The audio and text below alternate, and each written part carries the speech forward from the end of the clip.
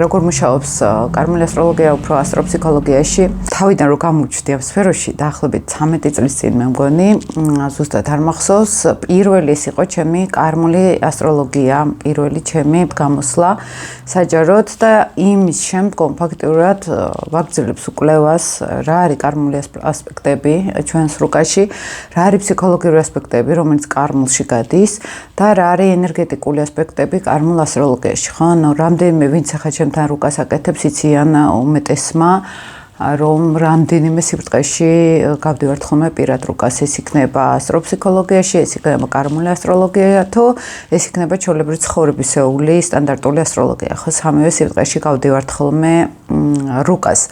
და სამივე მუშაობს, მინდა გითხრათ და შეიძლება ბევრი ვიდეო მაქვს ჩაწერილი კარმულ ასტროლოგიაზე, ლაივებიც მაქვს ჩაწერილი, მაგრამ აი პერიოდულად ვანახლებ ხოლმე ამ თემას, იმიტომ რომ ახალი მიგნებებიც მაქვს, ახალი კვლევებიც მაქვს, ესე რომ ვთქვათ. თან ფსიქოლოგიური განხრით, როდესაც ფსიქოლოგიაშიც ვხედავ, ვთქვათ, ფსიქოლოგიას რამდენად შეუძლია ამ კარმული ასპექტების დანახვა, მქონდა ფსიქოლოგებთანაც კონსულტაცია საუბარი, რომ აი როგორ ხედავენ იმ ასპექტებს, რასაც ჩვენ კარმულს ვეძახით, ანუ რამდენად საერთო თემაზე ვლაპარაკობთ, უბრალოდ სხვადასხვა ენით, ხო? ეს მაინტერესებდა ხოლმე.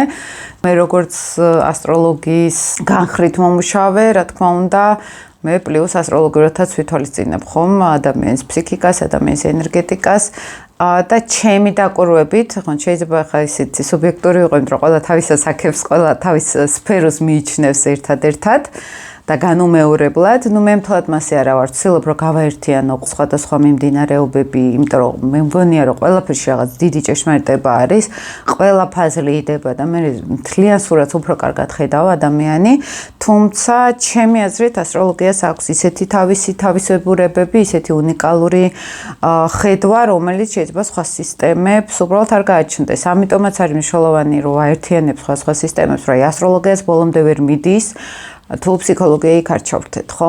და ყველას გაერთიანებით ვიღებთ უკვე მთლიან სურათს. თამოდიან აი რა გამოვიარე წინა ცხოვრებაში ზოგი მეუბნება. ზოგი მეუბნება რა არის საერთოდ ეს კარმული ასტროლოგია? საერთოდ კარმული ასპექტები ასტროლოგიაში ესე გვაქვს მთელი რუკა.